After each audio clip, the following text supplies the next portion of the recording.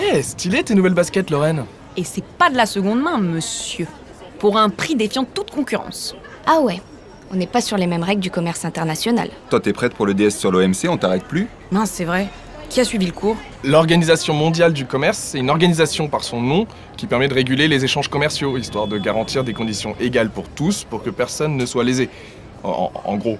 Le monde, cette vaste brocante. Tu vois la diff? Hé, Ah ouais?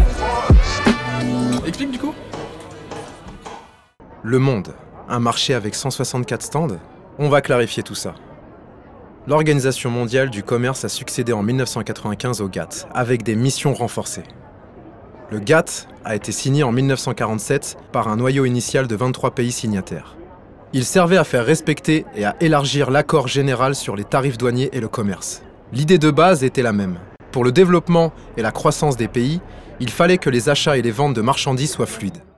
Pour ça, les pays ont adopté le libre-échange en diminuant voire en supprimant les droits de douane et les barrières au commerce international, comme les quotas à l'importation et les subventions gouvernementales par exemple. L'OMC compte 164 États membres, y compris l'Union européenne et la Chine qui y a adhéré seulement en 2001. Tous ces pays concentrent 98% du commerce mondial. Rien que ça. quand y penses, 164 pays à mettre d'accord, c'est fou. Et être sûr que tout le monde joue le jeu? C'est bien pour ça que les pays ont besoin du cadre de négociation qu'offre l'OMC. Non seulement elle met en place des accords qui font sauter les barrières du commerce international, mais elle garantit aussi des conditions égales d'échange entre les pays. D'ailleurs, les décisions sont normalement prises par consensus. Et si ça bloque, un vote à la majorité est possible. Et pour être sûr que tout le monde joue le jeu, n'est-ce pas Mehdi? Il existe une clause de la nation la plus favorisée. Ça veut dire que si un pays accorde une faveur spéciale à un autre, tous les autres doivent en bénéficier. Mais oui, effectivement, il y a quelques exceptions. Je m'explique. Des pays d'un même groupe, c'est-à-dire d'un même continent ou géographiquement proches, peuvent conclure des accords ensemble sur les biens et les services échangés. Et un pays peut accorder un accès spécial à un pays en voie de développement. Disons que l'OMC a aussi pour mission d'aider les économies en développement.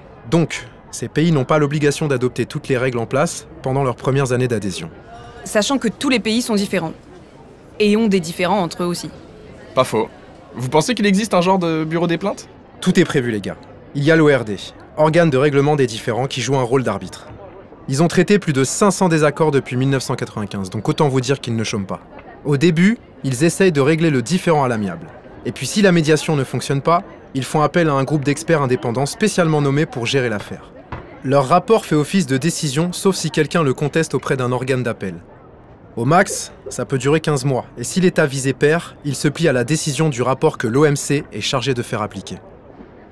1947, création du GATT, General Agreement on Tariffs and Trade. 23 pays signataires. 1995, changement de nom, le GATT devient l'OMC, Organisation mondiale du commerce, tout court.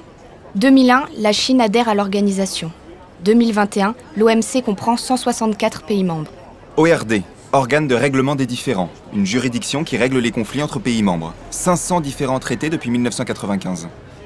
Oh non, mais c'est pas vrai, la semelle se décolle déjà. Bah, plus qu'à aller au bureau des plaintes de la basket bon marché. Ça existe? Tu marches à côté de tes pompes, Mehdi. De quoi elle se mêle?